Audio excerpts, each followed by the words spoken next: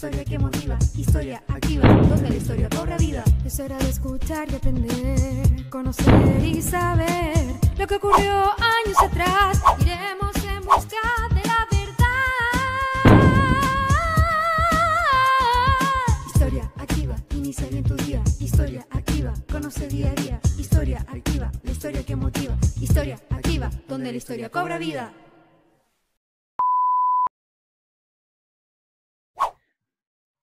Bien, buenas tardes, queridos apoderados, alumnos, público en general.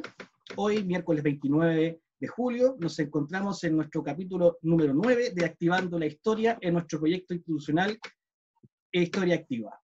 Hoy tenemos nuevamente un invitado especial, del cual agradezco también su presencia, ya lo voy a presentar en un momento.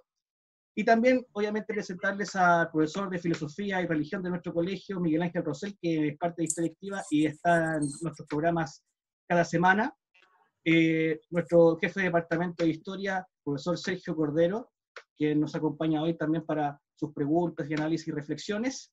Y acompaña el profesor don Joaquín Fermandoa, historiador, licenciado en Historia de la Universidad Católica Valparaíso, estudios de Historia Contemporánea en Alemania Federal y España, destaca doctorado en Historia de la Universidad de Sevilla, profesor de Historia Contemporánea en la Universidad Católica y en la Universidad San Sebastián, presidente de la Academia Chilena de Historia.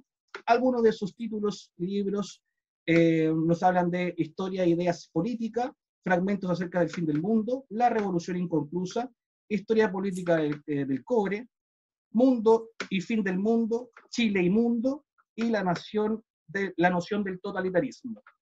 Así que agradecemos su presencia, profesor, en esta ocasión, en nuestro programa número 9, es Activando la Historia. Un honor para nosotros tenerlo en nuestro programa. Sin más preámbulo, voy a colocar una pregunta acá en nuestro programa, ¿cierto? Una pregunta general que finalmente para ir generando algunas directrices de nuestra conversación dentro del programa. Tiene relación con lo que es Chile en el mundo principalmente, y cómo se ha forjado y formado la relación internacional de Chile con el mundo en el siglo XX, pero considerando obviamente todo el proceso histórico vivido en el siglo XIX también. Es una pregunta amplia, pero quizás generar una contextualización de este tema, principalmente, profesor. Ya, muy bien, muchas gracias. Mucho gusto estar con ustedes y dirigirme al colegio vuestro y por intermedio a la preciosa ciudad de La Serena, la cuarta región. Bueno, mire, yo tengo como dos grandes especialidades. Me he dividido, quizás no de una manera eficiente, la historia de las relaciones internacionales o relaciones internacionales y la historia de las ideas, la historia intelectual, cultural. Es como un alma dividida porque no siempre tienen una misma lógica, ¿no? Pero, en fin, así fui, así me armé. Y de niño chico me interesó y leía el diario y leía las noticias internacionales y me impactaba, incluso en mi manera de ser, lo que pasaba en el mundo. Leía todas las noticias internacionales del día, la época de Khrushchev, de Kennedy, de Eisenhower, todo eso, la crisis de los misiles. Los primeros recuerdos que tengo es de la Revolución de Hungría del 56, entonces todo eso lo bebí un poco, incluso desde mi hogar, aunque no era un hogar de intelectuales, pero de alguna manera se conversaba en torno a eso. Eso lo explicaba muchas veces. Ahí nació para mí una pasión por lo que pasa en el mundo. Y además, como lector, me interesé un poco por la historia intelectual. Mezcla de literatura, filosofía, pensar la historia, y por eso también soy profesor de teoría de la historia. Sobre todo estos últimos 20 años me he estado encargando de esa sección como parte de mi ser del oficio de historiador y académico. Pero mi principal ocupación ha ido por el lado de la historia de las relaciones internacionales y temas internacionales en general. Y ahí he unido dos cosas. Uno, de que y creo que haber hecho algún aporte en renovar el pensar a Chile como un ente internacional, que creo que estaba ya sea muy ligado a una visión como tradicional de las relaciones vecinales o con Estados Unidos, o bien a como los esquemas de los grandes conflictos ideológicos del siglo XX. lo que yo quería mostrar es que, primero porque como profesor, he sido principalmente profesor de lo que se llama historia universal, vale decir, los grandes conflictos, los grandes cambios sociales, políticos y culturales del siglo XX en el mundo. Esas son mis principales clases, han ido dirigidas hacia allá, y en marzo próximo cumplo 50 años de profesor, así que en la universidad, así que esa es como la línea central. Y que yo creo que hay un problema con la historiografía chilena clásica y actual, ya menos, pero también lo ha habido, de pensar de que todo lo que pasa en Chile pasa solamente en Chile, cuando en diversos grados pasa a lo largo del mundo. Esa ha sido una de mis apuestas.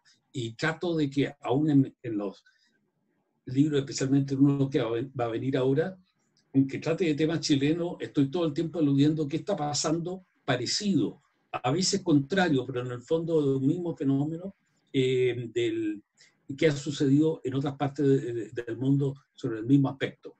Por ejemplo, nosotros nacimos de un movimiento universal, la expansión europea, el 1500 más o menos, y nacimos como república de todo este tema del parto de la política moderna, creación de Estados Unidos, Revolución Francesa, guerras napoleónicas, un cambio estructural, por decirlo así, en el mundo. O sea, nosotros no nacimos por ser Chile, sino nacimos por ser Chile, pero por parte de este mundo, que eso no lo tiene. Y toda nuestra vida nacional, nuestra discusión ha estado relacionada con esas ondas mundiales. No somos únicos. Me gusta mostrar el ejemplo más contrario y que sin embargo es análogo de China, que es la civilización más antigua y el estado más antiguo actualmente vigente. No el más antiguo de la humanidad, pero actualmente vigente, y sin embargo el siglo XX no se entiende sin comunismo y nacionalismo. Y esos no son fenómenos chinos, son fenómenos que nacen en la historia europea, más o menos, aproximadamente. Entonces, todos los países, casi todas, porque nunca el mundo es homogéneo, casi todas nacieron de experiencias bastante universales. Eso es un punto que yo he tratado de establecer en la historiografía. En la historiografía nacional. Y en segundo lugar, he tratado de conectar un poco el presente con el pasado, ¿no? Yo hago historia contemporánea, pero todo el tiempo mostrando de que esto tiene analogías, no es que se repitan las cosas, no exactamente igual, pero hay analogías entre el pasado. Y me gusta hacer ejemplos desde Adán y Eva, por decir algo, hasta ahora, ¿no? en la historia. Y después, particularmente estos últimos 30 años, pero yo empecé relativamente joven, tratar de salir al público, no sé con qué éxito, pero a través de la prensa, en artículos, y en estos últimos 10, 12 años como columnista en el diario El Mercurio, con temas de actualidad, pero tratando también de mostrar la dimensión histórica del presente, que esto no es algo que no tenga raíz ni tenga antecedentes. Porque en Chile pasa algo bien extraordinario, hay país de historiadores y no se lee mucha historia. Creo que este fenómeno, bueno, nos vamos a meter en temas muy contemporáneos, muy del momento, muy álgido, esto de borrar monumentos, museos, etcétera, es algo bien parecido a esto de eliminar la enseñanza de la historia en el tercero y cuarto medio. Es lo mismo, tiene la misma fuente, todos me discuten, no, si esto acá. Yo creo que procede en el fondo de una misma alma como a histórica, y eso me preocupa. Y yo les explico, vamos, cómo hacer entender a la sociedad chilena o a cualquiera de que la historia somos nosotros, el pasado somos nosotros. Y estudiar la historia es estudiarnos a nosotros por medio del pasado, tomando a mi colega Huizinga, el gran historiador holandés muerto hace más de 70 años, que él dice que es el estudio del hombre, la historia como ciencia, por medio de su pasado. La biología lo estudia a través del aparato biológico, la economía a través del hombre cómo produce, y así, la física a través de su movimiento en el espacio. Entonces, la historia que es estudiarlo por medio del pasado. El ser humano es algo que está aquí porque tiene un pasado, y ese pasado está con él, y además transitamos hacia un futuro que será pasado. En fin, estos juegos de palabras, pero que en alumnos de pregrado creo que yo me detengo mucho con citas de toda la historia del pensamiento, en teoría de la historia, sobre lo que es el tiempo. Y yo creo que algo se dan cuenta de esto, de que ahí estamos vinculados al pasado por el tiempo y hacia el futuro también por el mismo tiempo. Entonces, y ese es un desafío, cómo llevar este interés a la sociedad. No va a ser a todos, sino no tiene que ser ingenuo, pero que haya más preocupación y se piense más en este tema. Entonces, ese ha sido otro tema importante. Bueno, la historia internacional de Chile. Chile no se explica por ser solamente Chile, y es de los países latinoamericanos cuya política, en las formas, y en el fondo yo creo que somos muy parecidos a la mayoría de los países latinoamericanos, pero en las formas hemos tenido más contemporaneidad con el desarrollo político europeo que otros países de América Latina. El caso de Castro en Cuba, en fin, un caso especial, pero Allende y Pinochet son conceptos universales. Perón es un concepto argentino. O sea, cuando miran a Perón, miran a Argentina. Cuando miran a Allende y Pinochet, miran a la política moderna, desde afuera. Creo que eso es porque Chile les dice algo, les destaca eso.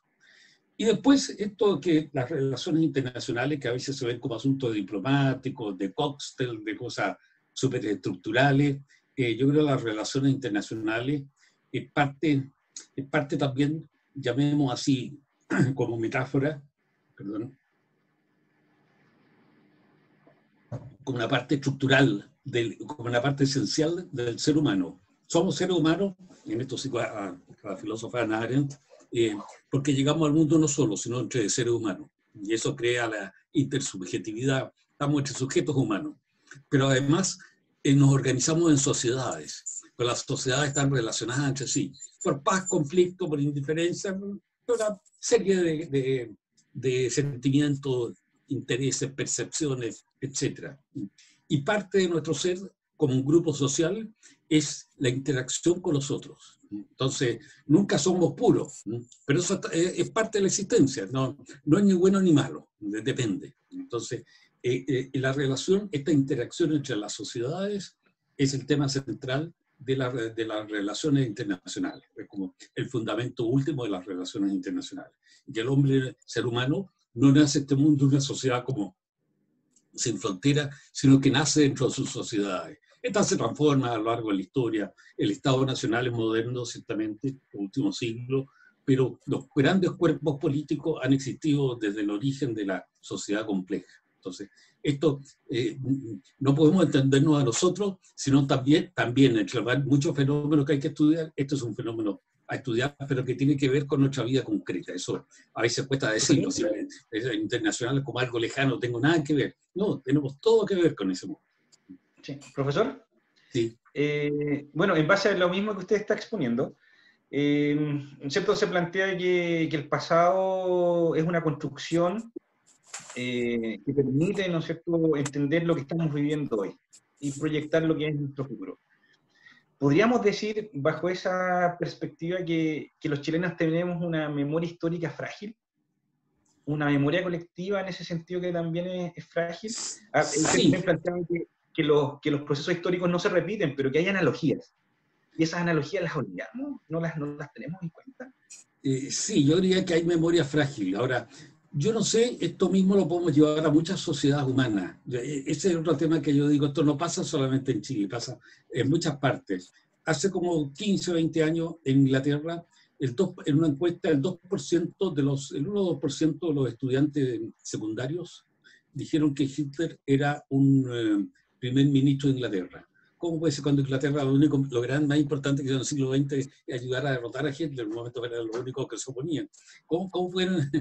1 o 2% estadísticamente es insignificante, pero que en Inglaterra haya sucedido eso es una cosa, pero para dejar atónito. Entonces, yo creo que este es un tema, la memoria y el olvido van juntos. Hay memoria porque hay olvido, entonces también eso se da colectivamente. Es un problema, sí. Y por ahí la importancia, bueno, de la enseñanza de la historia, de la enseñanza de pensarnos, de la reflexión. Digo, la historia es una forma de pensamiento también.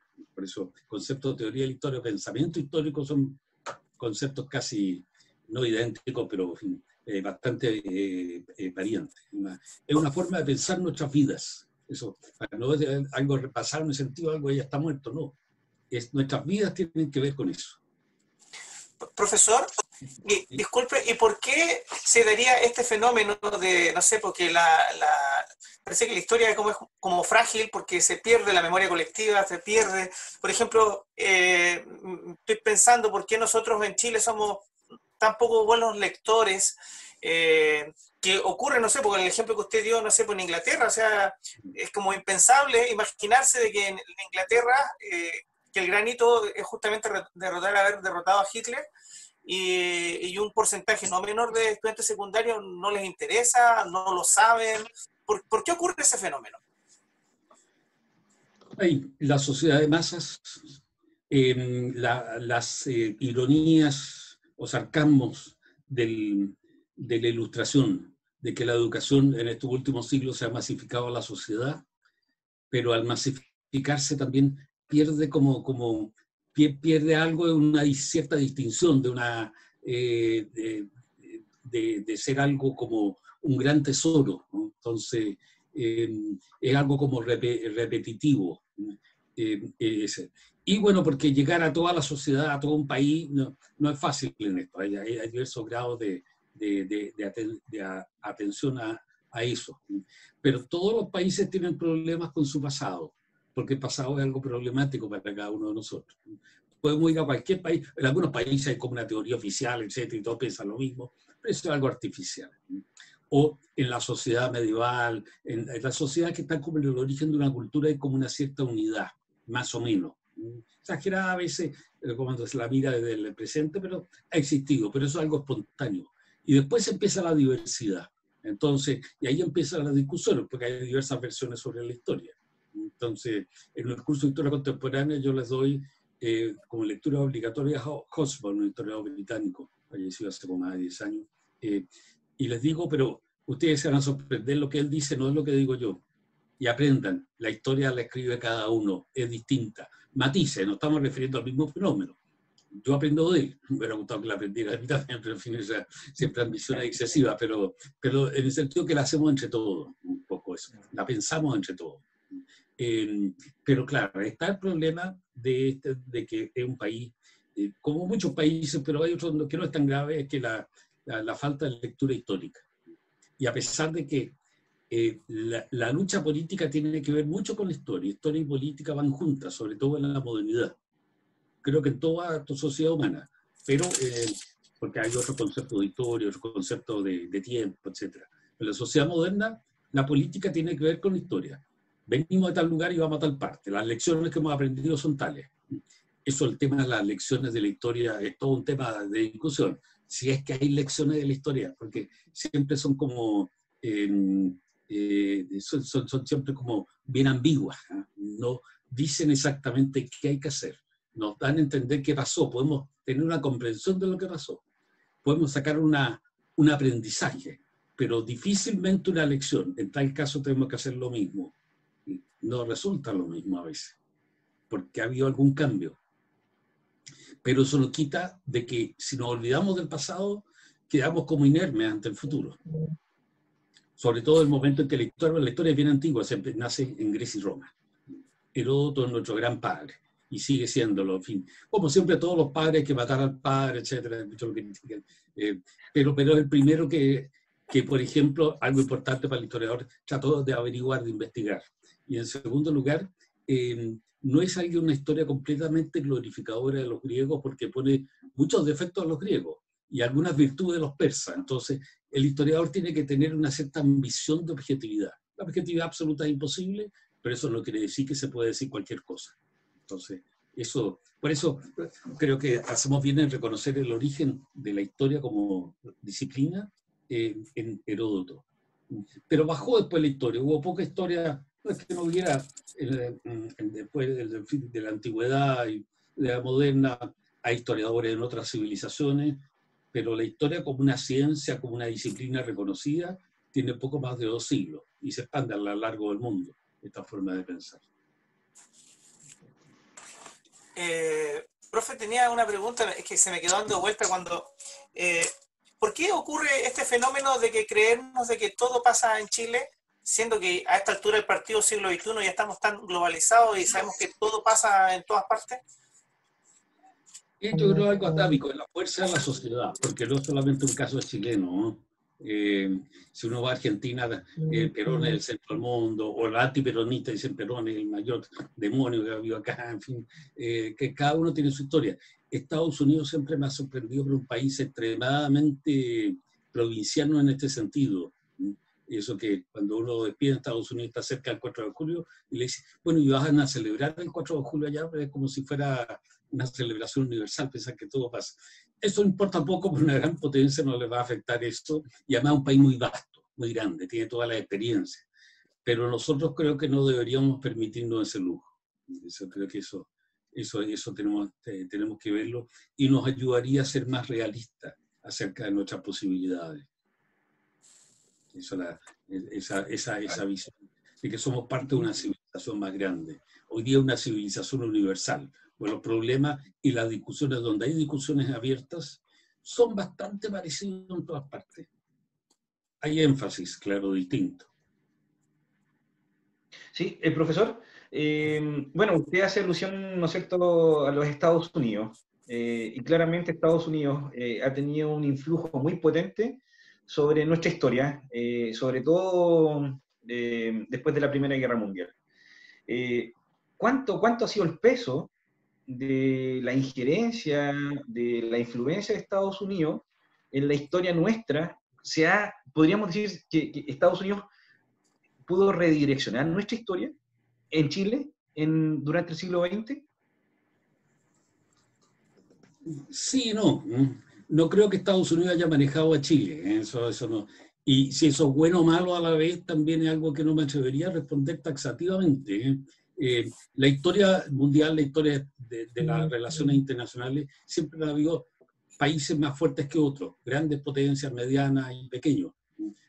No necesariamente grandes más feliz, otra cosa que hay que tener en cuenta, pero eso es un factum, es una realidad no necesariamente negativa.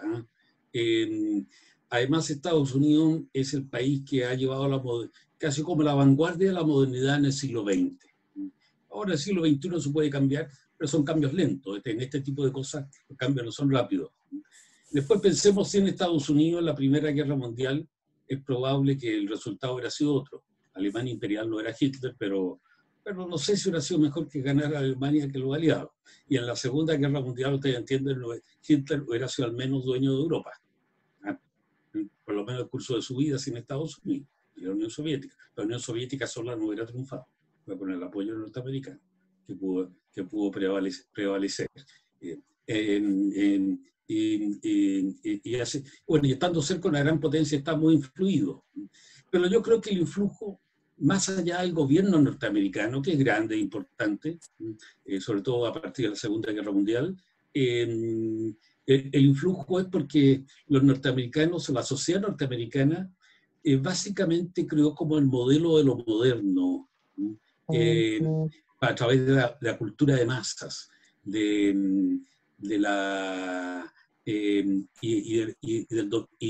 y fue vanguardia en las comunicaciones globales, cuando nace esta cultura mundial de masas, por ejemplo, los grandes diarios y el moderno avisaje, advertisement,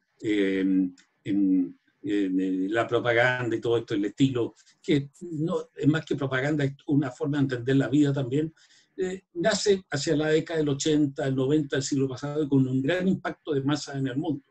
Ya se discutía en Europa en la época. Entonces, la americanización del mundo ya era que norteamericanización en realidad era un tema. Pero esa ha sido la gran influencia norteamericana en países como los nuestros. Además, estamos al lado de Estados Unidos. Y yo creo que el otro tema que hay con Estados Unidos, porque los europeos han tenido también temas con Estados Unidos y otras partes, pero que nosotros los latinoamericanos, por generalizar, naturalmente hay muchas diferencias, pero por generalizar, hemos sido repúblicas incompletas.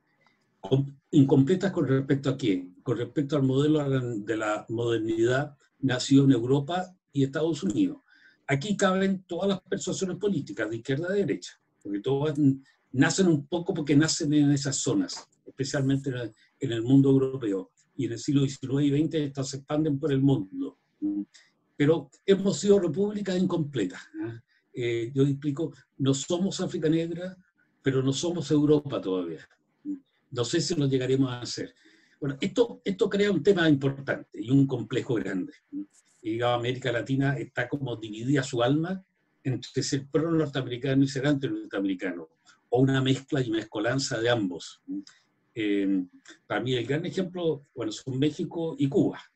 En Cuba la mitad de los cubanos siempre han mirado a Estados Unidos, la otra mitad, Yankees go home. Entonces, pero a veces la misma gente que cambia de un lado a otro, lo mismo sucede en México. Entonces, esto crea una situación compleja entre el norte y el sur, que se da en otras partes del mundo, pero no tanto. Ahora, siempre es una relación especial entre sociedades más complejas, más poderosas y otras más débiles. Eso, más débiles en términos de poder duro, en términos de lo que se entiende, no sé, desarrollo a un cierto nivel en cierta época, en fin. Entonces, digamos, eso es natural. Alguien me puede decir que yo naturalizo cosas que no deberían de ser, pero yo explico cómo ha sido la historia y que no creo que cambie mucho, y tenemos que saber explotar las ventajas de eso. Tenemos que saber ver dónde está nuestra debilidad y nuestra fortaleza. Creo que ese es un tema importante. Y la política en un sentido amplio, no solo los partidos, sino que la discusión sobre nuestro futuro, sobre nuestro presente, qué tenemos que hacer, eso es la esencia de eso, es discurrir sobre estos temas. ¿Cómo podemos? ¿Perdón? No, profesor, era manifestarle, o sea, a partir de lo que usted dice, que somos como países a media o historias inconclusas, Sí. se me viene inmediatamente la pregunta, ¿qué tan lejos, por ejemplo, Chile de ser un país desarrollado, o está muy lejos, está muy cercano, o estamos a medio camino? ¿Dónde estamos? Ya. A ver, yo creo que hemos dado un salto. Yo sé que esto es tremendamente discutido, especialmente en estos días. Yo creo que dimos un salto importante, pero no somos desarrollados. Pero me gusta pensarlo al revés. El desarrollo está fundamentalmente en dos áreas del mundo solo, y que son relativamente, con muchas comillas, homogéneas. Europa central, occidental, y lo que creo es Europa. Más o menos su imagen y semejanza, que son los países anglosajones, Canadá, Estados Unidos, Australia, Nueva Zelanda, por ahí. Y el mundo parte, o gran parte, del mundo confuciano. Antes se llamaba mundo chino, ya se llama mundo confuciano, pero es decir, de cultura china, de cultura confuciana. El primero de todo fue Japón, y después se han agregado muchos otros países. Desarrollo no hay, lo que se llama sociedad moderna desarrollada no hay en otras partes. Hay una amplia gradación de gradas, de niveles a ese nivel. Entre paréntesis, no creo que el desarrollo sea la única meta humana, pero es un reto que tenemos y que nadie quiere escaparse de él. Entonces, o casi nadie quiere escaparse de él. Criticarlo es parte de la sociedad humana, pero no asumirlo, la gente se rebela contra eso. Entonces, es como un desafío. Bueno, nosotros ningún país latinoamericano ha llegado a ese nivel. Yo creo que tenemos que preguntarnos por qué sucedió eso. Argentina es el país que más se aproximó en toda la historia latinoamericana a eso. En lo económico, en lo social, en lo cultural. En lo político está afecto a las crisis. Creo que crisis autoprovocadas, como la inmensa mayoría de las crisis. Son temas subjetivos, temas que creemos estar en crisis. O sea, el ser humano es crítico porque merece, la sociedad está en un momento de optimismo y pesimismo, todo eso. Y hay ciclos naturales también, o sea, la economía sube, cae, eso pasa siempre. Están las vicisitudes de la vida histórica.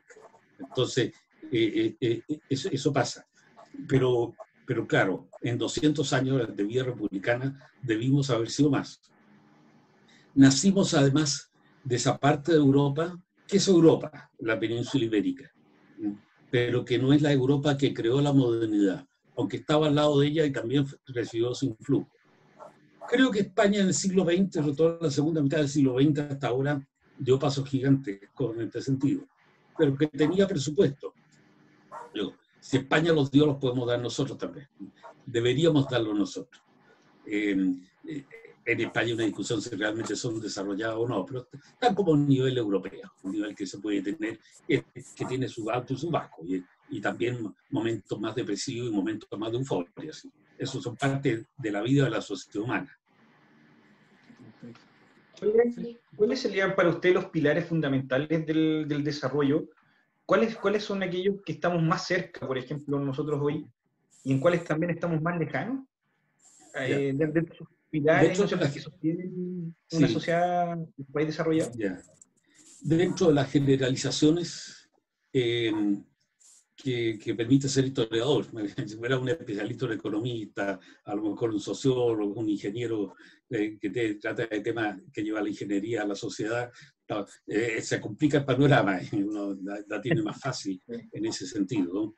Yo diría lo económico es básicamente adaptarse a la evolución económica, adaptarse creativamente a la creación. No vamos a tener, países como Chile no van a tener fabricar jets, y a lo mejor ni siquiera autos, y tal vez no computadoras, pero sí estar en parte de esos procesos, o desarrollar algún producto, modernizar, alguna parte creativa.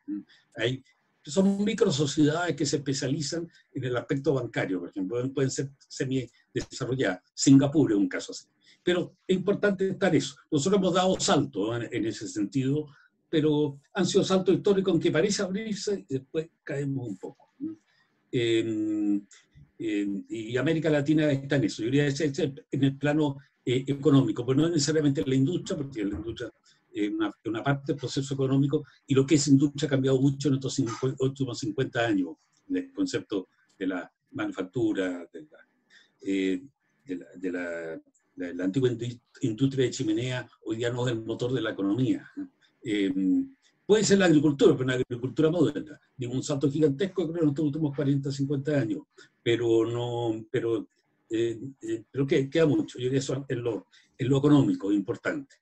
Y estar como quien dice al día en eso. Quizás en una especialidad, pues como Chile necesita más que una especialidad, varias especialidades. Diría eso un lado. En lo social, a mí me gusta definir, o sea, no es que sean todas ideas originales mías, ni mucho menos, pero en fin, la he recogido y sintetizado a mi manera. En lo social, una sociedad desarrollada,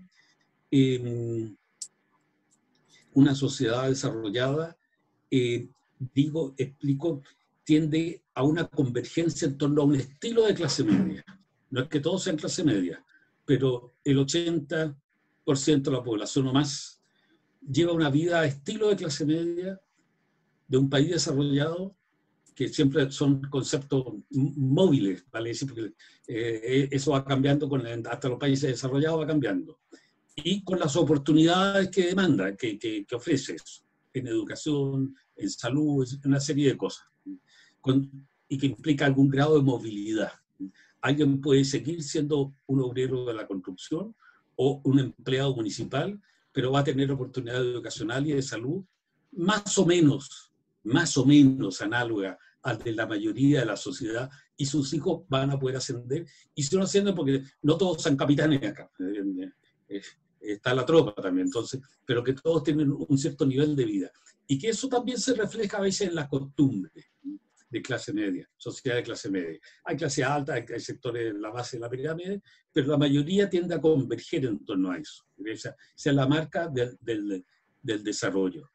Y eso va en lo cultural, claro, naturalmente la extensión de la educación, la democratización de la cultura en ese sentido, en el alcance para todos. En lo político es más complejo porque se ha comprobado que no siempre el desarrollo hace avanzar la democracia. No todos los países desarrollados son democráticos. Lo que pasa es que donde se inventó el desarrollo son los grandes motores también de la política democrática. Europa Central, Occidental, los países anglosajones. Y mientras eso tenga vigor, yo creo que democracia y desarrollo van a ir parecidos. Ahora, desarrollo requiere cierto espíritu de libertad, de invención, de espontaneidad, que va más con la democracia que con otros sistemas. Pero se ha comprobado que puede convivir con otros sistemas también, o sea, no es... esta espontaneidad no es necesariamente anarquía, sabemos el fuerte autoritarismo de las sociedades confucianas, aunque sean democráticas. De repente con estallidos también. Japón, Corea del Sur han tenido muchos de estos estallidos, pero hay como una autodisciplina, que lo hemos visto bien impresionante en China, por razones políticas, pero en Japón y en Corea, a raíz de todo el coronavirus. La población obedece más, ¿entiendes? Por las buenas razones obedece. Entonces, a nosotros nos cuesta más ese tema. Entonces, ese es el tema. En lo político, yo diría, digamos, ¿qué es lo que es el desarrollo y qué es lo moderno? Yo creo que el modelo democrático debería ser. Lo democrático implica todas las cosas políticas, pero que también lo que llamamos Estado de Derecho. Estado de Derecho, Roma era un Estado de Derecho, pero no era democrático, aunque tuvo momentos de una especie de predemocracia. O en la República Romana teníamos, las discusiones que habían eran muy típicas de la democracia, cómo repartimos los recursos, así que no son, y eso en discusiones públicas, más o menos públicas. A lo que discutían, claro, era un poco, pero ya es una ruptura con el resto, Grecia y Roma, una ruptura con el resto de la humanidad. O sea, algo hay de esto. Entonces, y eso cambia algo con el tiempo. Entonces, el tema del Estado de Derecho.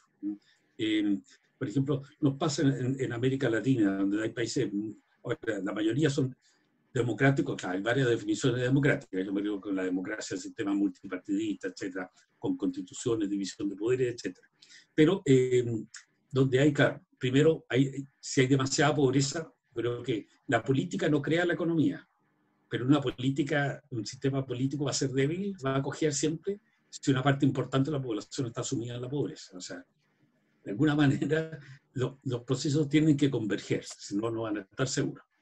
Y en segundo lugar, sí, y esto es otro tema latinoamericano importante, la inseguridad. Si la inseguridad es muy alta, o sea, tiene que haber una cierta posibilidad de que uno salga a la calle y no sea asaltado o muerto. O cuando llegue a la casa no sea ley general que hayan robado todo. Que no haya más tal cantidad de muertos por 100.000 habitantes, que el típico índice, porque el más objetivo entre comillas, de todo. Y eso no pasa en muchos países de América Latina de atroz. Y que las policías, los sistemas judiciales funcionen relativamente bien. Siempre funcionan con problemas. Todas las cosas que se generalizan terminan siendo con problemas. Los liceos chilenos eran buenos. Yo creo que se dice que se descuidó, yo creo que no, se amplió la educación, pero al ser demasiado amplia, claro, ya los liceos no son como grandes faroles. Entonces, y esto es una discusión sobre la educación en los países desarrollados también, no es algo solamente en Chile. Entonces, bueno, pero que lo que voy es que también la seguridad tiene que ver un poco con esto. Y los países desarrollados en general también tienen más seguridad que los países subdesarrollados. O sea, como hay excepciones a todo esto siempre, pero porque la humanidad nunca es homogénea. Profesor, sí. Entendiendo que finalmente el desarrollo económico no necesariamente va de la mano con el desarrollo político, democrático de los países, y trayéndolo a Latinoamérica, ¿por qué a los países latinoamericanos, en este caso nuestros vecinos, ¿verdad?, les cuesta tanto tener una relación madura en los ámbitos de cooperación, ya sea económica o política? ¿Por qué ocurre eso? A ver, hay como varias causas. Se le echa la culpa siempre a Estados Unidos. Yo creo que no la tienen. Pero, primero, somos bien parecidos en muchas cosas, en muchos aspectos, ¿no? Vargas Llosa dice que se hizo latinoamericano estando en París, viviendo en París. Y yo de joven fui, a los 23 años partí a Alemania, y claro, uno reconoció a los latinoamericanos como espontáneamente perteneciendo a la misma cultura. Tenemos como los mismos gustos comparados con el resto. Claro, si nos estamos nosotros con un argentino, o con un boliviano, o con un peruano, nos vamos a sentir distintos. Pero mirado con el resto somos bastante iguales. Entonces, ese tipo de cosas somos bien parecidos. Yo creo que eso tiene que ver fundamentalmente, bueno, veamos la historia del mundo, la historia de la discordia entre las sociedades. Así que, y la concordia, y las dos cosas, ¿no? Hay que ver la guerra y la paz, el conflicto y la cooperación. Las dos cosas van con la historia humana. Pero creo que lo que ha dificultado aquí son las crisis políticas. Donde hay estabilidad política hay más posibilidad de cooperación. Tanto porque se hacen proyectos de más largo plazo, como porque hay más confianza, hay más reglas de juego. y eso nos falla un poco. Y después otras cosas de que nuestros flujos e influjos económicos, sociales, culturales, dependen fundamentalmente de un mundo centrado en Europa, Estados Unidos. Hoy ya se está ampliando eso. Entonces, América Latina es una parte de eso. Eso, otra cosa que yo esto lo he discutido con otros colegas latinoamericanos. Yo creo que Chile es el país más complicado con los vecinos, pero por los temas de frontera, por los temas de la estructuración de geográfica de nuestro Estado nacional. Otros me dicen que no, si nuestro país es el peor de todo, porque empiezan a hablar de los conflictos que tienen. Siempre el vecino es un problema también. Pero yo así todo me quedo con esa tesis, dejando de lado a Cuba y México con Estados Unidos, porque esas son otras dimensiones, claro. Están al lado de una gigantesca potencia, claro, eso es problemático para cualquiera. Pero entre países latinoamericanos, digamos, entonces yo creo que Chile es el más complicado en ese sentido. Pero no es algo que haya que exagerar mucho tampoco, eso no sería una visión adecuada.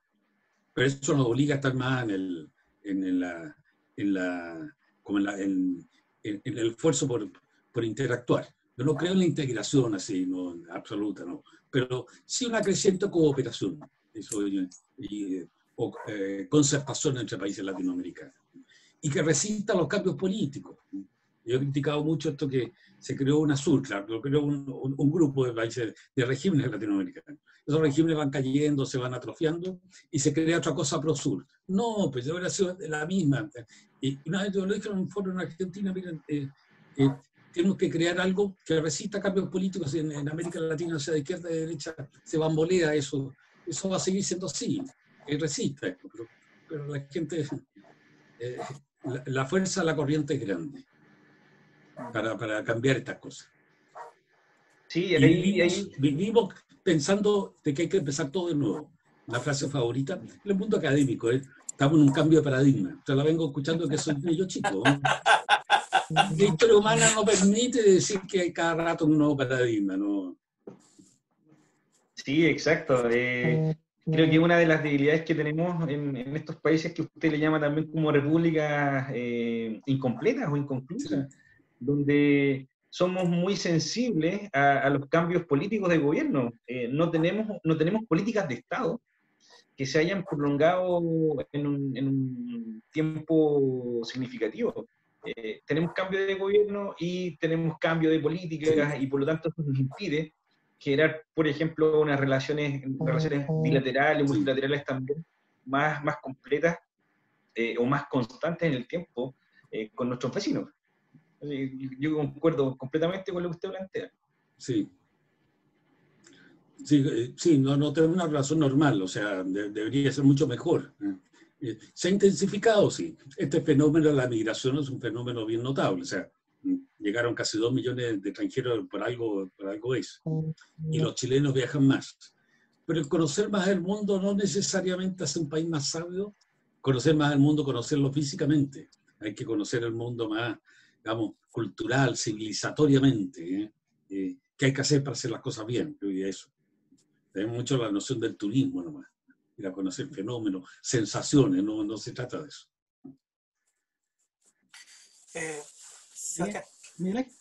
Sí, no, más que nada, profesores, es que creo que nos marcó mucho esto de países inconclusos. El concepto está potente, profesor, para darle un análisis bien profundo al tema. La pregunta es, mire, nosotros en Latinoamérica, una misma religión, nos une un mismo idioma, nos une una misma historia. ¿Qué nos hace tan diferente? ¿O qué ocurre que no seamos capaces, entre comillas, de poder afianzar buenas relaciones? ¿Solamente es culpa de la política? ¿O de los políticos? ¿O de este bamboleo ideológico que de repente, dependiendo el gobierno que tome de turno, y si el vecino tiene otra postura, se rompen relaciones, etcétera? ¿Pasa solamente por ese ámbito, profesor? Yo diría que es como la causa principal. No es la única, por cierto, y la principal siempre acompañada de otras que son importantes, si es que es la principal, que sería mi hipótesis. Ahora, las sociedades humanas, o sea, la humanidad se concreta en sociedades. El Estado es algo moderno, y más o menos moderno, pero no del todo, pero podemos decir, el Estado Nacional es algo moderno de estos últimos 2 a 3 siglos.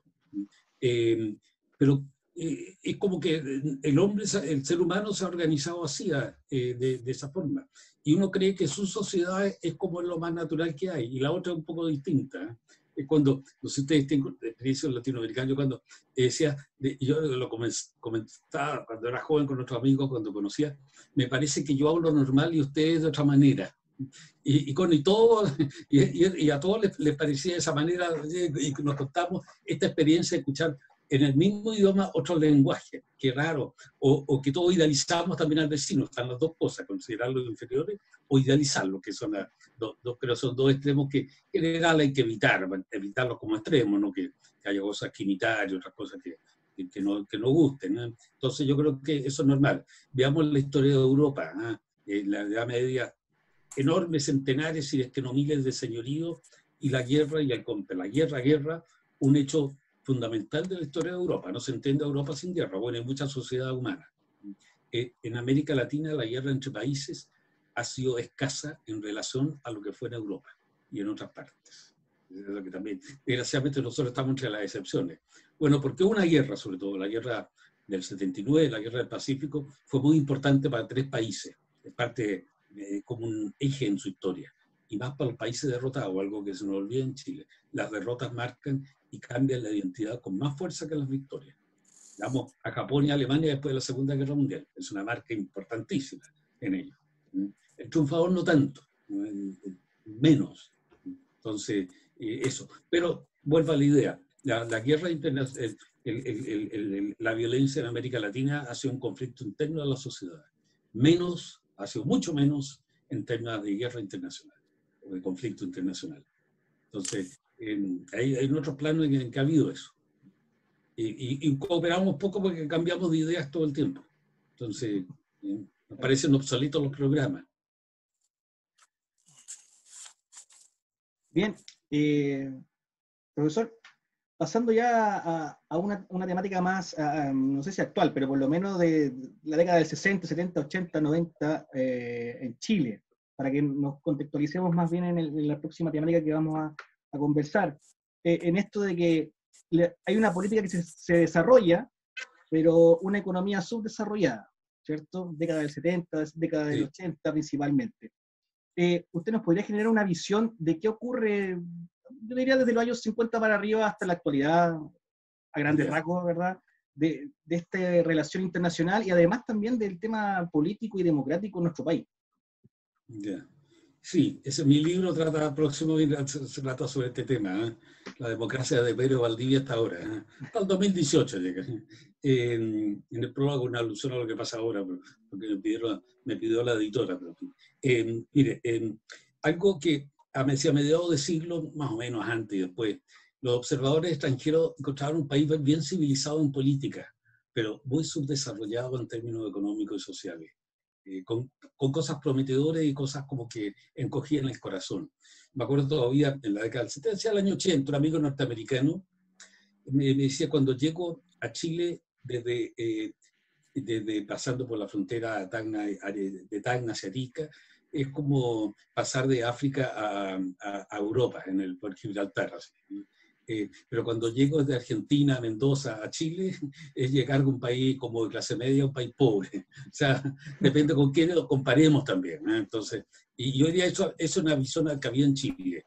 El tema era parte del folclore como otros países veían a América Latina en el siglo XIX y XX, este país de caudillos, este continente de caudillos y de dictadores militares en el siglo XX, especialmente, o líderes revolucionarios, idealizados u odiados, eso da lo mismo. La Revolución Mexicana es algo que enciende la imaginación del mundo, ahí hay otro caso de interés. La Revolución Rusa influyó mucho más en Chile que la Revolución Mexicana, que prácticamente fue cero. La Revolución Rusa es un gran tema de nuestra historia, porque se mete en las venas nuestras, en las arterias. Bueno, entonces se había como esta contradicción entre país políticamente maduro esto que se podía pasar por la moneda. Yo lo hice cuando era joven, cuando era escolar, un día pasar solo por la moneda, bueno, que ahora desde el presidente Lago en adelante se ha vuelto a poder hacer. Creo que ahora por las circunstancias no, pero se podía pasar por la moneda, y yo lo hice una vez, pero muerto de susto que me detuvieran, porque no encontraba increíble. A los extranjeros les impresionaba mucho. Me acuerdo un documental francés, pero que lo vi hace pocos años, sobre el 62 en Chile, el Mundial. Pero hace un retrato del Chile social y económico bien crítico con la pobreza. Pero dice, pero este país tiene algo asombroso. Y siguen a Jorge Alessandro que camina solo de su departamento hasta la moneda. Dice, este hombre es presidente de Chile. Y ahí va caminando. O sea, como diciendo, no entiendo y se ve como que la gente lo mira con cierto temor reverencial, así.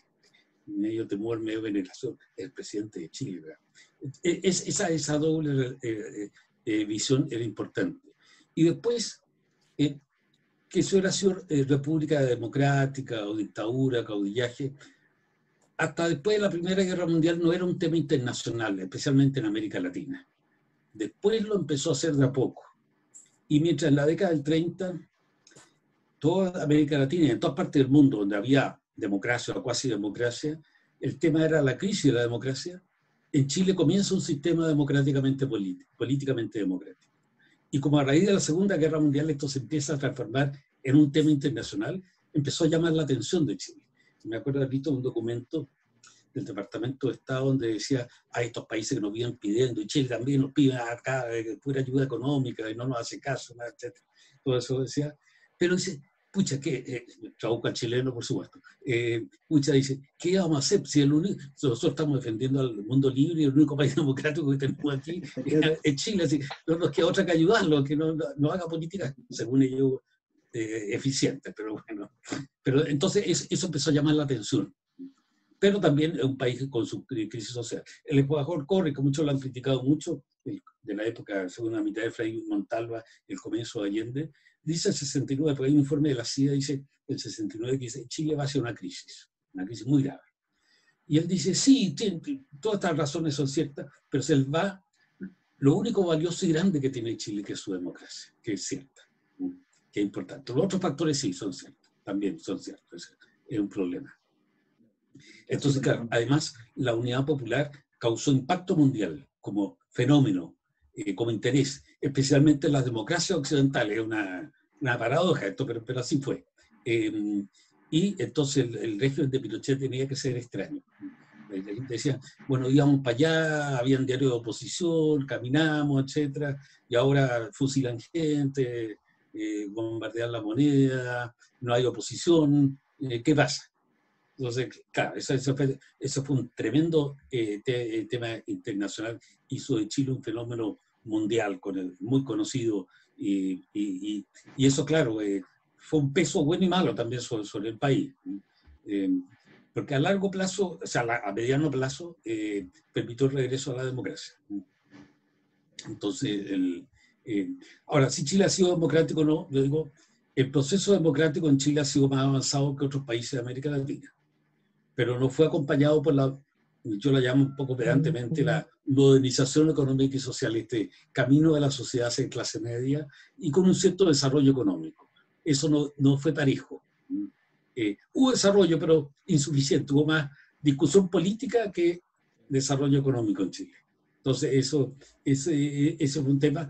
Pero el desarrollo político es cierto. O sea, siglo XIX hay una protodemocracia, pero no es lo mismo la democracia chilena en 1833, cuando se redacta la Carta del 33 famosa por el general Prieto y por Portales y Mariano Egaña, que el año 1890, un año antes de la Guerra Civil, era una sociedad democrática, también entrando en crisis. Una crisis de clase política fundamentalmente antes que social, mientras que la de la época de la Unidad Popular fue más un quiebre de la sociedad entera, nunca completamente entera, la crisis nunca agarra al 100%, pero fue más del cuerpo social. En cambio, la de 1890 fue más de decir élite, en un término medio engañoso, más de clase política y algo más también. Y de una base, una sociedad de mucha discusión política y de mucha violencia retórica. Y la de 1924-25, y después la dictadura de Ibáñez, tiene la característica de haber sido enormemente pacífica. Hay dos incidentes, matanzas famosas, San Gregorio y ahí se me va la otra, una al 21 y otra al 25, que son parte, coletazos de Santa María de Iquique, que son parte de las manifestaciones y grandes movimientos políticos que se escapan de las manos, y la fuerza pública disparaba un poco al azar, así, entonces, pero no tenían que ver directamente con la crisis política. Entonces, cuando cae Ibáñez, ahí comienza un año de golpe, contragolpe, ahí hay más violencia. Pero en esos otros años, el 24 movimiento militar es casi sin violencia. Entonces, pero claro, hay una interrupción del proceso democrático. Internacionalmente eso no ha tenido ninguna importancia. Ibáñez era un caso estadista muy reconocido, nadie decía un dictador. O sea, aquí se decía, porque el nombre de dictador no había sido del todo negativo en la historia humana, pero se estaba haciendo negativo. O sea, ¿qué pasa? Y muy negativo. Entonces, eso pasa. Y del 32 para adelante esta democracia, pero con factores de crítica también.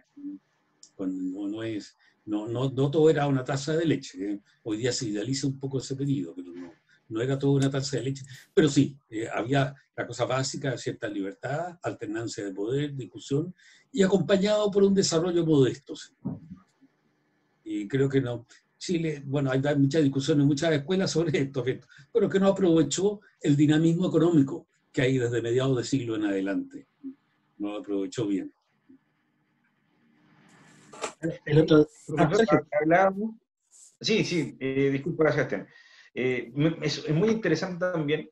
Usted hablaba en el principio de las analogías históricas. Y vemos entonces cómo estas analogías se nos van presentando cada cierto tiempo en nuestra historia. Porque, no sé, más o menos entre unos 30 a 50 años tenemos los procesos históricos y dentro de los 30 a 50 años vienen estas crisis. Por ejemplo, la crisis que estamos viviendo hoy también, desde el estallido social de octubre, sí. Que nos va mostrando un poco el desgaste del sistema político, lo que hablaba usted, ¿no es cierto?, que no fuimos capaces, ¿no es cierto?, de desarrollarnos socialmente, desarrollarnos económicamente a partir del crecimiento económico que tuvimos en la década de los 90, ¿ven? Crisis en la educación, crisis en temas de salud, ahora le sumamos la pandemia. Entonces creo que esos momentos de crisis que se nos han dado también en otras épocas de nuestra historia, se nos empiezan a mostrar más o menos cada 30, 50 años. Sí, ese es un tema de la historia que antes uno lo decía como broma, pero desgraciadamente también tiene algo de cierto. O sea, como hay una cierta regularidad inquietante en la historia de Chile, la historia republicana, de cada 40, 50 años una crisis, un quiebre. A veces menos, pero hay ese problema. Indudablemente estamos ahora en una crisis muy profunda, que ojalá no termine en lo peor de todo, pero estamos, digamos, introducción, además porque es una crisis que tiene que ver con algo cultural, social muy fuerte. Entonces, que fue como que a ver, en Chile siempre se dividió entre un Chile político y un Chile que no creía en la política, eso es tradicional, y es tradicional de todas las democracias, ¿eh? Los políticos son ladrones, los políticos son acá, eso pasa. Y por otro lado el interés por la política, pero la política democrática vive del interés por la política. Si no hay interés por la política, algo empieza a fallar, algo grave empieza a fallar. Y lo que pasó ahora, del 90 en adelante, que puede tener raíces anteriores y probablemente tenga que ver con el régimen de Pinochet, la crisis de la Unidad Popular, un exceso de política también lleva a una crisis de la política, pues lo que sea, pero el desinterés de la política alcanzó cotas que no había alcanzado antes en la historia de Chile. Desde 1810 o 1808, que empezó la gente a conversar estas cosas, cuando tocaba la monarquía en España, había habido un país político y esto como que empezó a bajar desde el 90 en adelante. Un poco el país le iba bien, yo creo que va a ser mirado pues como un periodo de oro pero le iba bien porque en la época de prosperidad relajan los lazos, el nervio creativo, el interés, la pasión, si se quiere una cuota de idealismo que tiene que tener esto, la idea de que podemos ser mejores, entonces vamos a gozar nomás ahora, no me interesa el Estado, no me interesa lo público, me interesa etc. Invento que todos son ladrones, cosa que típica de los países latinoamericanos, es que son todos ladrones. Sí, así ese país nunca va a mejorar, lo digo a mis amigos argentinos, dicen, que son todos ladrones, entonces no va a mejorar, porque nadie va a tener interés en la cosa pública o si la tiene también se va a corromper, porque de todas maneras le van a llamar ladrón. Entonces, es como un círculo fatal de este tema de cuando se transforma de esta crisis permanente a la política. No digo que estas cosas no existan, por supuesto, pero hay un poco, hay un elemento subjetivo eso. Y eso hace de la crisis actual una crisis importante que tiene que ver con lo profundo de la sociedad. No creo cada uno tiene su opinión, mis colegas escucharán otras ideas, pero yo no creo muchas de lo que se dice por qué estalló esto. Sino que creo que tiene esta desafección profunda, y esto que, claro, al no haber llegado al desarrollo, y mientras la propaganda comercial nos lleva a desear un mundo como medio imposible, claro, se transforma esto en un foso. Después hay otras cosas como que se ha ampliado la educación, pero no sé la buena educación, puede decir qué es lo que es buena educación también. La buena educación es algo. Esto y ciertas como esto de ver con arrasar con los monumentos, con la enseñanza de la historia, porque se cubren de tatuajes los jóvenes, ya no tan jóvenes, uno con otro tatuaje no importa, pero cuando esto es cubierto, no sé, no tengo una respuesta para eso, pero pienso que hay que pensar. Es un cambio cultural muy grande, es una especie de religión. Spengler, un filósofo de la historia alemana, hablaba de la segunda religiosidad, que es la gran religión, y estas religiones como sectas. Yo veo algo de esa manera. El lenguaje procaz de todos los sectores sociales, hombre y mujer a cualquier edad, escucho a veces hasta en la universidad, entonces entre profesores. Estos son signos importantes. Cuando uno hace estos rincones de Chile, ve gente humilde pero que habla lo antiguo, con un lenguaje rico. Este es un tesoro, digamos.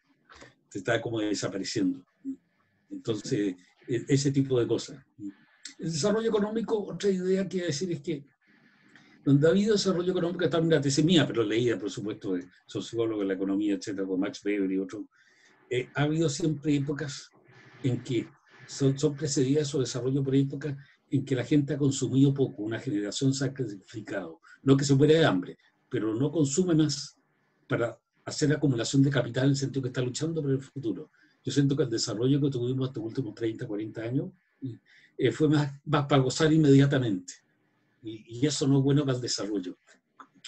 ¿Qué se puede hacer? No sé, pero eso lo observo. En los países confucianos esa era como ley en general. Yo, los inmigrantes chinos acá, bien todos apretados en pequeñas casitas, y trabajando toda la familia entera de la mañana a la noche. Y después sus hijos van a hacer más, etc. Yo creo que eso, a ver, no digo que tengamos que imitar exactamente todo eso, pero hay un tema cultural ahí. ¿Miguel Ángel? ¿No? Yo muy atento a lo que dice el profesor. La verdad, solamente la pregunta es, que se me viene a la mente, es ¿cómo proyecta a Chile, no sé, de aquí a 3 décadas adelante? ¿Vamos a estar empantanados? ¿Se va a volver a repetir la historia?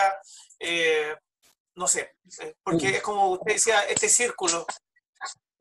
¿Ve proyecciones en Chile para el futuro? A ver, no es que no hayan habido mejoras en Chile, en la historia de Chile. Ojalá pudiéramos ir un dron al pasado, mirar cómo era, y veremos enormes ventajas del mundo actual. Eso no cabe duda. Pero claro, estamos metidos en una gran crisis.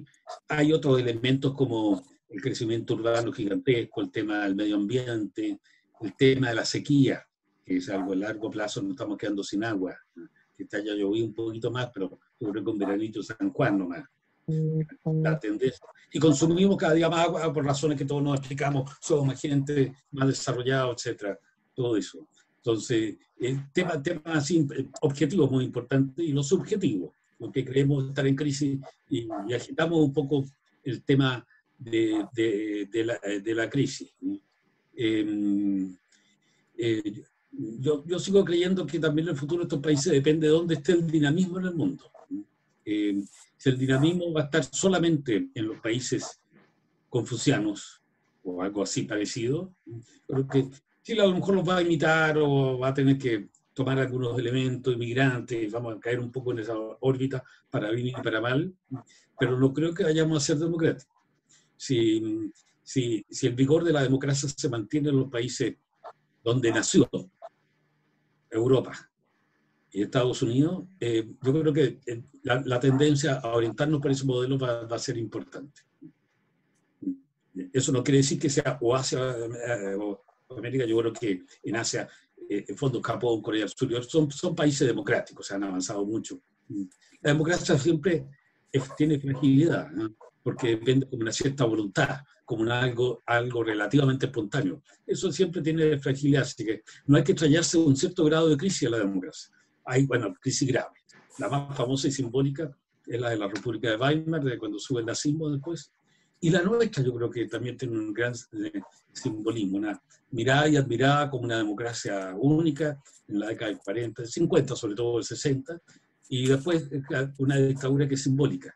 Que se exagerada en alguna crítica mientras nos hacía sobre otras, pero que fue un hecho, sí, es un hecho importante, ese tema, y un hecho que va a hacer siempre referencia de la historia de Chile.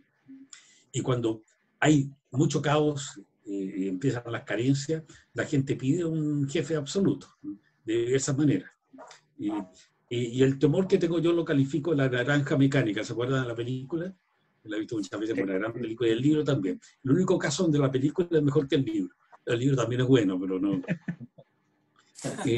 Un mundo donde aparentemente hay un Estado de Derecho y, sin embargo, en el fondo es un mundo sin ningún principio, de lucha todos contra todos, en donde las leyes importan poco. Y en muchos países de América Latina han caído un poco. Para mí el caso de México, Brasil, son casos dramáticos, muy dramáticos. Con esos niveles de violencia, y otros países centroamericanos. Pero México era así, dos gigantes. Entonces, y nosotros hemos avanzado hacia allá, estamos mucho más atrás. Nuestros índices con los de Uruguay son los mejores de América Latina en estos momentos. Pero, entonces eso es lo que yo tiendo a ser pesimista, les advierto, y a veces me he equivocado, así que no me haga mucho caso.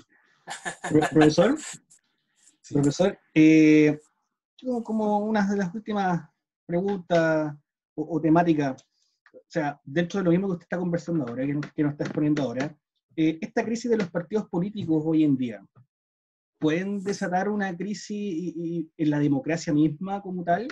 Esa es una pregunta.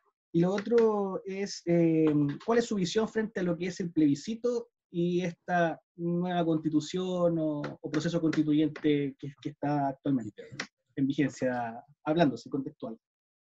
Sí, yo creo que estamos en un periodo de tensión democrática y puede haber una crisis de la democracia, sí, ciertamente. Pero va a ser distinta, nunca es igual a la que hubo antes, las cosas son siempre con algo de diferencia. Pero puede haber crisis de la democracia, ciertamente. Estamos, yo diría, que haya una especie de César. Estamos entre un César y un Stalin. El César no creo que sea Pinochet. Pueden ser los jefes mafiosos. Es un país donde a lo mejor hay política, hay parlamento, todo eso, pero lo que domina son las mafias. Lo que pasa mucho, la tendencia, no absoluta, pero la tendencia en muchos países de América Latina es muy fuerte.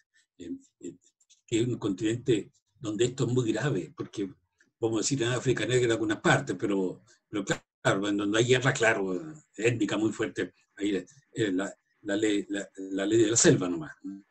Como dice Nicanor Parra, ni siquiera se respeta a veces. Entonces, ya pero comparado con países que están más en calma, América Latina tiene un nivel de violencia muy, muy alto. Entonces, es una forma de crisis de la democracia. Y la otra es, creo que un régimen populista tipo del chavismo. No va a haber un castrismo acá de nuevo en Chile, pero probablemente. Pero algo así puede resultar de todo esto. Entonces, también esa es otra crisis de la democracia. Y tampoco esos regímenes han traído desarrollo económico, todo lo contrario. Entonces, eso yo creo que es una posibilidad. Ahora, yo creo que como toda esta crisis no tiene líderes, todos tratan de montarse, pero no lo tenía, creo que la clase política tradicional en algún momento tendrá que rescatar lo bueno que haya y, claro, que haber alguna transformación. Si hay una transformación inteligente o no, ahí vamos a ver. Pero estamos entrando en un momento yo diría más crítico que de pacificación. Eso. Ahora, sobre constitución, plebiscito, yo creo que a mí no me molesta la constitución actual. Tiene un pecado original, que eso es grave. Yo creo que se nos pasó a todos que el 2005 se debería pedir un plebiscito. O crear una reforma adicional para ocasionar un plebiscito y que la sancionara. Con algunas reformas más, naturalmente. O a lo mejor llamémosla una pequeña, que el Congreso pueda ser constituyente y algo así. Se nos pasó a todos eso, esa ocasión. Entonces, este pecado original es fuerte.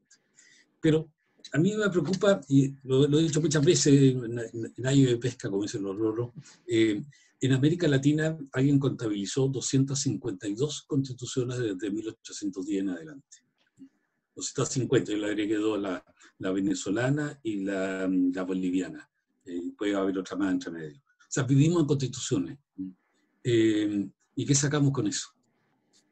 Es algo latinoamericano, buscar el remedio donde no está. Ir a una botillería en vez de ir a la farmacia. Son unas cosas como que dos cosas distintas, como la constitución. La constitución son reglas políticas, en cambio se quiere crear una sociedad perfecta, va a ser una constitución hipócrita, una constitución embaucadora, la llamo yo, ¿no? Porque ya hay esta constitución tramposa, no creo que tanto, pero esa va a ser una constitución mentirosa o embaucadora, un nombre más elegante, ¿sí? Porque no se pueden prometer cosas para la constitución son reglas de juego.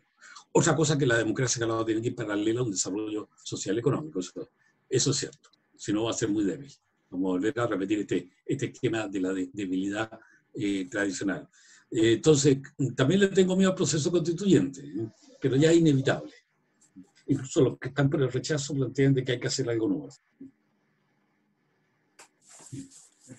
Entonces yo creo que por ahí hay que ver cómo ajustar esto nuevo, que predomine la razón, claro, y la ilustración en esto. No es pura sábelo todo, porque el sábelo todo muchas veces no sabe organizar las cosas, pero que es una imaginación, pero también aliada al sentido común, ¿no? Es como el dechado de una política.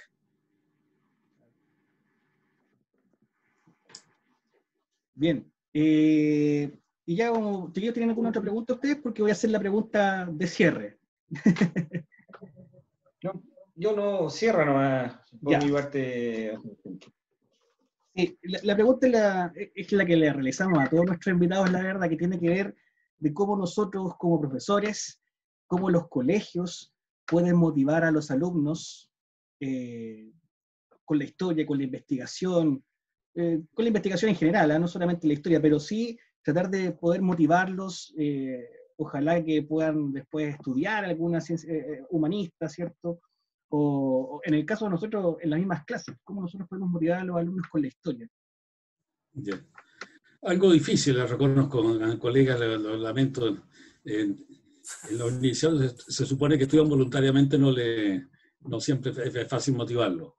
Pero yo creo que hay como algunos trucos, buenos trucos, y trucos que tienen sentido, o técnica, o llamémosla estrategia, o qué sé yo, actitudes de uno.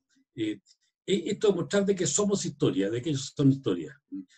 Por ejemplo, ahora en algunos cursos de introducción a la historia se hace tarea, hagan una historia de la familia. Pregúntenle a sus padres, quiénes fueran sus padres o sus abuelos, qué hicieron, dónde nacieron, cómo comieron, cómo se alimentaban, qué salud tenían, qué nivel social tenían, qué nivel educativo, etc.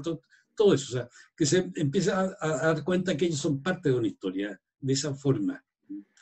Y después, claro, muchas cosas, no historia puramente de causa, de nombre, sino de problemas. A veces el atractivo se confunde con la entretención. Por supuesto, el ideal es que sea entretenido, pero el ideal es que se interese en la historia, no que se entretenga. Que el interesarse en la historia es una entretención además. Eso yo diría.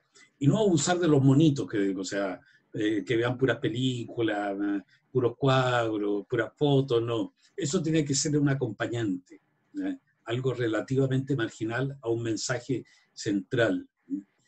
Yo de hace ya 40 y tantos años comencé como profesor joven a diseñar un trabajo y en los cursos contemporáneos le hago el siguiente trabajo sobre política internacional. El primer día les digo, tienen que hacer una historia de lo que pasa este semestre en cualquier problema del mundo. Por ejemplo, caso ideal es la elección norteamericana, ahora, ¿qué se discute?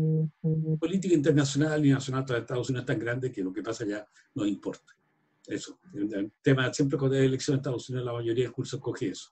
Entonces, para demostrarles que la historia es el presente y el futuro, porque cuando tengo que recoger material y de paso ir pensando cómo hacerla y leer algo sobre el tema también, una pequeña información, un artículo, y el material hace la historia de lo que pasó en el semestre, para demostrarles que la historia primero está en el futuro, pasa por ellos y después va a ser pasado.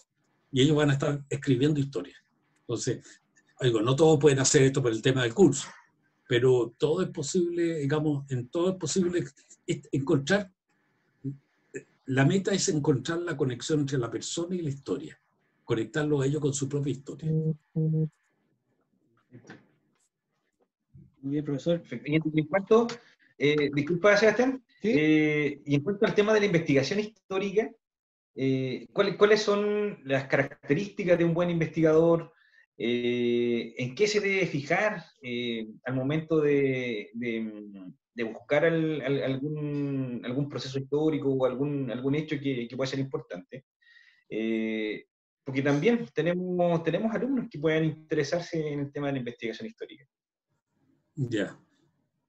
Bueno, a nivel de alumnos yo creo que eso es que tengan un interés personal en algo que les llame la atención a ellos y llevarlo con el rigor.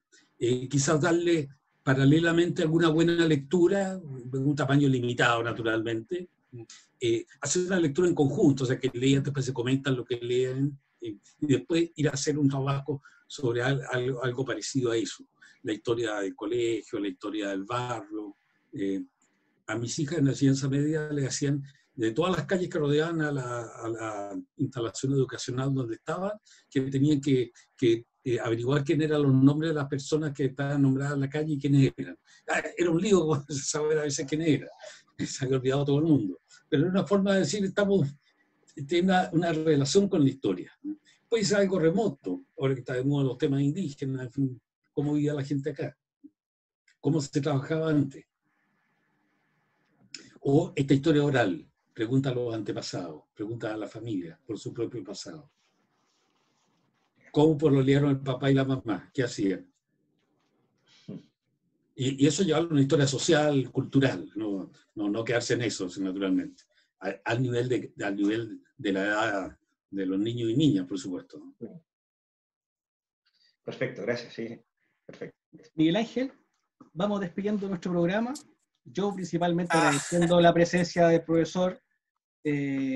Muy interesante todos los elementos que nos acaba de entregar y a los alumnos también y a los apoderados que nos están viendo en este momento.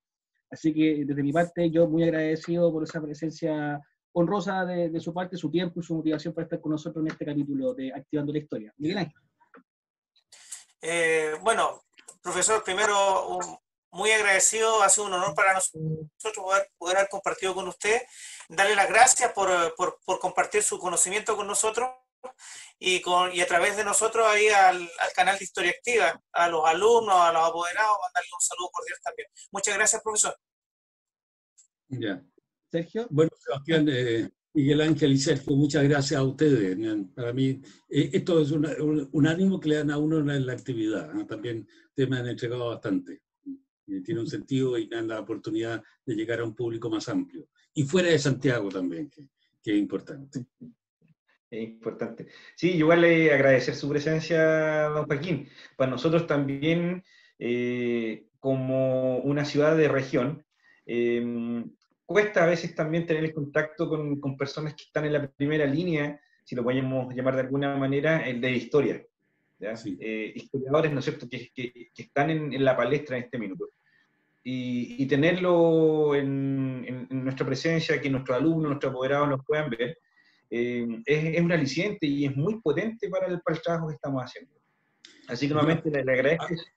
A ver si cuando se normalicen las cosas, que no será este año, próximo año, la próxima década, nadie sabe, pero yo lo puedo visitar una vez por allá. Sería un muchas placer para mí. gracias. Excelente. Estoy feliz para allá, sí, lo hago por mi cuenta. Así No, que Muy bien, gracias a muy bien. ustedes. Ya, Muy Sí, agradecido. sí, muchas gracias. también, gracias. Bien, Buenas hoy día, profesor, hoy día hablamos de política internacional, hablamos de Chile, de América Latina, de Europa, hablamos de historia, precisamente, ¿cierto? Nuestro programa se trata de eso, y tratar de también llevarle a los alumnos esta historia que los haga sentir motivados, ¿verdad? Por el estudio, por la investigación, etc. O simplemente por leer un libro de historia, quién sabe. Por lo tanto, agradecer a nuestro profesor Joaquín Fermandoa, ¿cierto? Presidente de la Academia Chilena de Historia, quien nos acompañó hoy día en nuestro capítulo 9 de Activando la Historia, Chile en el siglo XX y en el mundo, obviamente.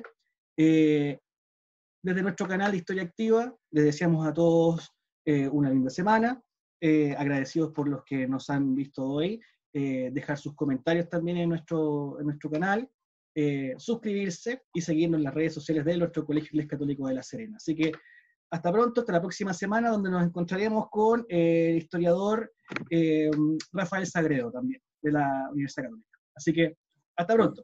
Distinguido colega mío también, igual que Hernando Carte, bueno, y conozco a todos los demás que ustedes han hablado. Bien, buenas noches, muchas gracias. Buenas noches, profesor, muchas gracias.